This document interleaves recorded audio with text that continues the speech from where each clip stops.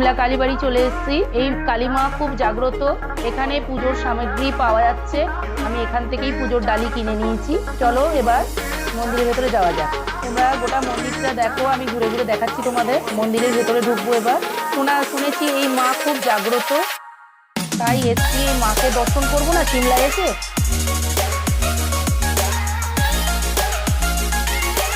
দেখো তোমরা এই মাকে দর্শন করো। বন্ধুরা, সিমলা কালীবাড়ির পরে সিমলা মলে এলাম। এখানে মিউজিয়াম আছে, মিউজিয়াম দেখো। আমি মিউজিয়াম দেখলাম। মিউজিয়ামের পরে চার্চে যাব, পাশেই চার্চ।